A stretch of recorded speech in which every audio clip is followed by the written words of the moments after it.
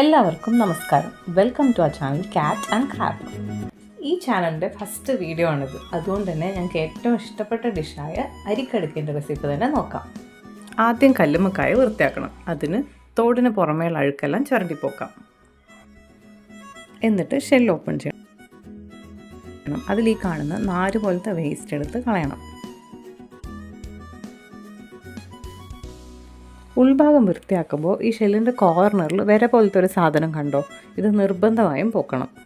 ഈ കല്ലുമ്മക്കായൻ്റെ ഉള്ളിൽ ഒരു ഞണ്ടിൻ്റെ കുട്ടീനെ നമുക്ക് കിട്ടിയിട്ടുണ്ട്. എല്ലാ കല്ലുമ്മക്കായാലും ഇങ്ങനെ ഉണ്ടാവും നിങ്ങൾ പ്രതീക്ഷിക്കല്ലേ. ഇങ്ങനെ എല്ലാ അഴുക്കും പോക്കിയതിന് ശേഷം വെള്ളം കൊണ്ട് ഉൾഭാഗം ഒന്ന് നന്നായിട്ട് കഴുകാം. കഴുകിയ കല്ലുമ്മക്കായാൽ ഈ കാണുന്നത് പോലെ വെക്കണം. അപ്പോൾ ഉള്ളിലുള്ള എല്ലാ വെള്ളം വാർന്നു പോയിക്കോളും. ഇനി നമുക്ക് ആവശ്യം കുറച്ച് ഗ്രേറ്റ് ചെയ്ത തേങ്ങ, പെരിഞ്ചീരകം, ചെറിയുള്ളി, ഇത് മൂന്നും കൂടി മിക്സിയിലിട്ടൊന്ന് ചതച്ചെടുക്കാം. അടുത്തത് ഫില്ലിങ്ങിന് ആവശ്യമായിട്ടുള്ള അരിപ്പൊടി എടുക്കാം.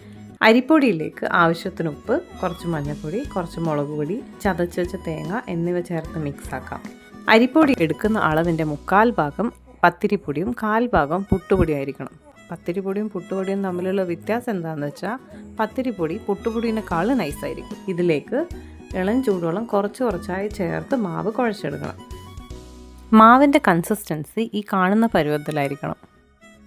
ഈ മാവ് എടുത്തതിന് നമുക്ക് കല്ലുമ്മക്കായൻ്റെ ഉള്ളിലേക്ക് സ്റ്റഫ് ചെയ്യാം. കല്ലുമ്മക്കായൻ്റെ ഉള്ളിൽ വെള്ളം ഉണ്ടെങ്കിൽ നമ്മൾ സ്റ്റഫ് ചെയ്യുന്ന മാവിൻ്റെ കൺസിസ്റ്റൻസി മാറും. അതുകൊണ്ടാണ് നേരത്തെ നമ്മൾ ആ ഒരു പൊസിഷനിൽ വെള്ളം വാർക്കാൻ വേണ്ടി കല്ലുമ്മക്കായ വെച്ചത്. ഇനി ഈ സ്റ്റഫ് ചെയ്ത കല്ലുമ്മക്കായെല്ലാം ആവിയിൽ വെച്ച് വേവിച്ചെടുക്കാം. ഇത് വെന്ത് വന്നിട്ടുണ്ട്. ഇനി നമുക്കിതെല്ലാം ഒരു പാത്രത്തിലേക്ക് മാറ്റി ആറിയതിന് ശേഷം ഷെല്ലിന്ന് ഇളക്കിയെടുക്കാം.